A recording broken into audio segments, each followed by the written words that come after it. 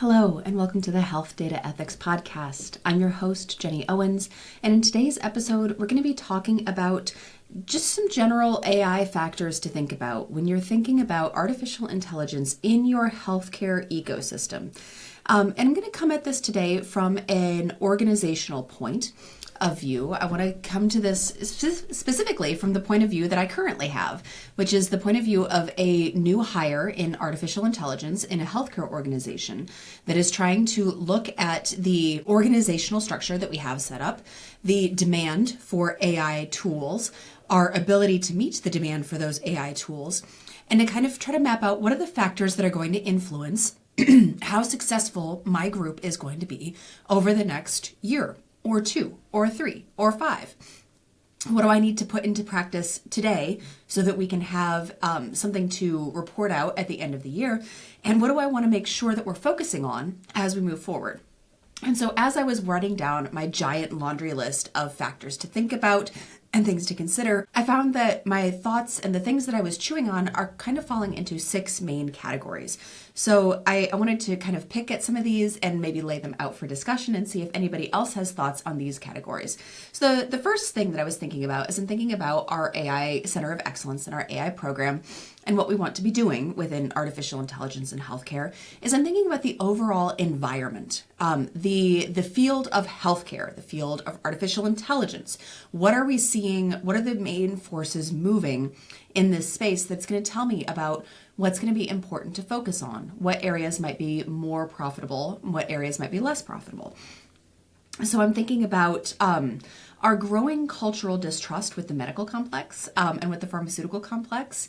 I think this is a really interesting trend, but I think it's interesting to think about the number of potential healthcare consumers, right, or patients who are interacting with a health system from a place of distrust and confusion and a real lack of desire to engage with the healthcare environment.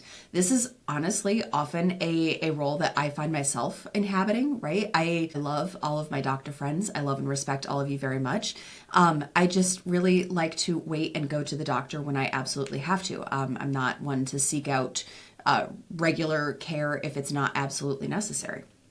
And so I'm thinking about our cultural narrative and the growing narrative around the distrust of the medical and the pharmaceutical complex. I'm thinking about people who are questioning even therapeutic approaches that have been standard for a while. How is that going to affect our health systems? How is that going to impact our relationship with our patients? How does that impact our ability to deliver meaningful care? So thinking about that. I'm also thinking about some of the economic forces that are coming to play in our environment, right? So we're thinking about workforce shortages.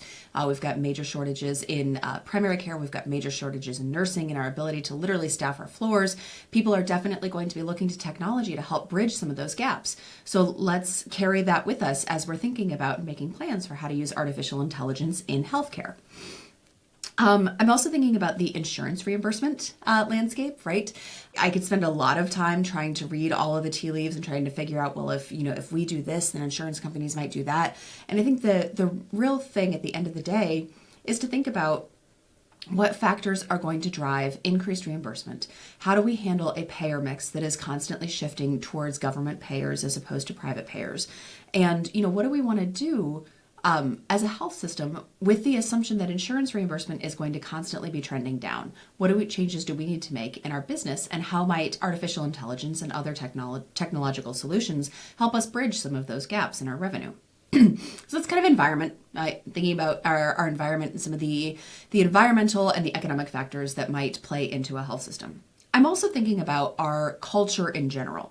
So I'm thinking about medical culture and in specific, a medical culture at a physician-led health system. And I think this is really interesting because when you're a medical culture, you're used to working in a highly regulated environment. It also tends to be very conservative, right? You're very risk averse because the stakes are often very high, literally life and death.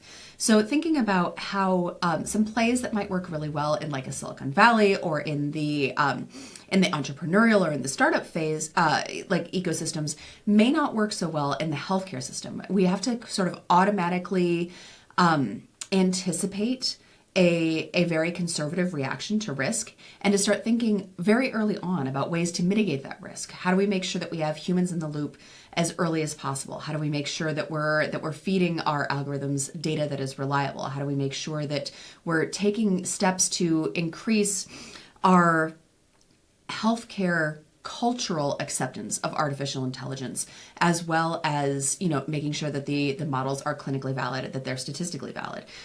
Cultural acceptance of artificial intelligence in general, I think, is going to be a real driver of what solutions are able to be adopted successfully and what solutions aren't.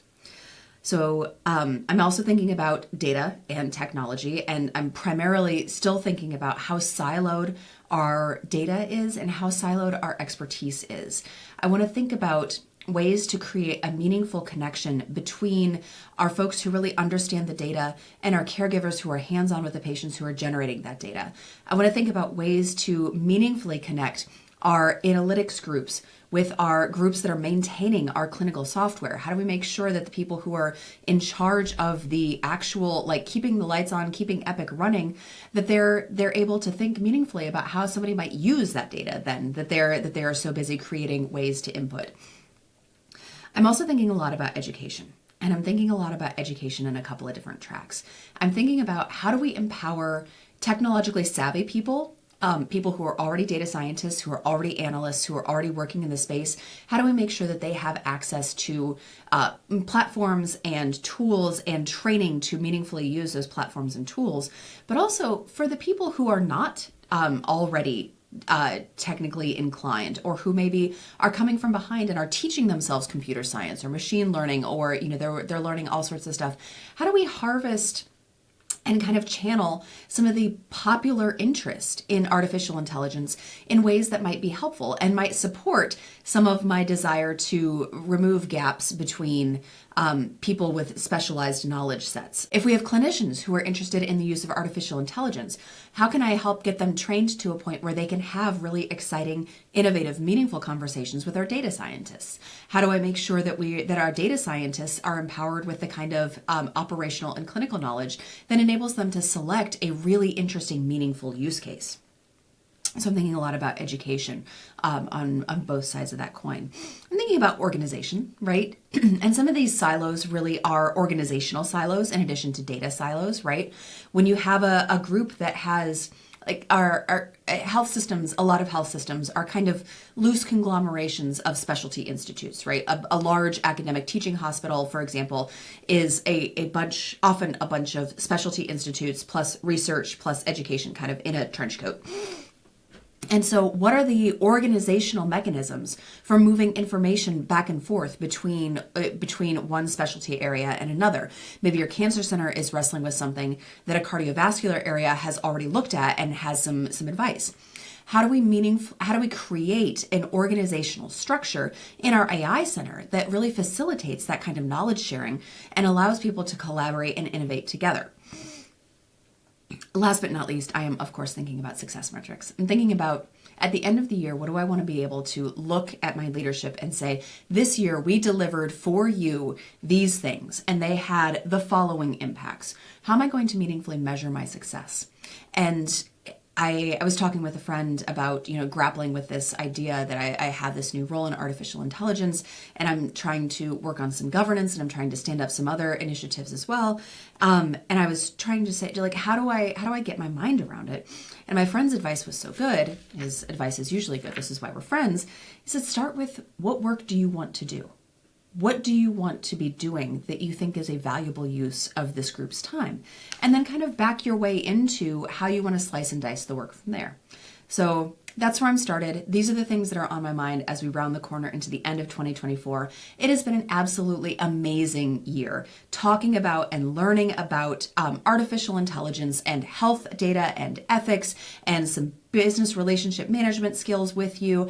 I cannot thank you enough for coming along with me on this journey this year. I really hope you'll stay by my side as we move into 2025. We're going to be doing some really interesting things. I'm going to stand up a little series on how do we do governance in an organization? What do we need to evaluate? Who needs to be involved? And then how do you create a playbook for implementation after you've done your governance step and you've given people like a thumbs up or a thumbs down? Then what do you do? So that's what we're going to be focusing on in the early weeks of 2025. I can't wait to take this journey with you. Thank you so much for coming along with me.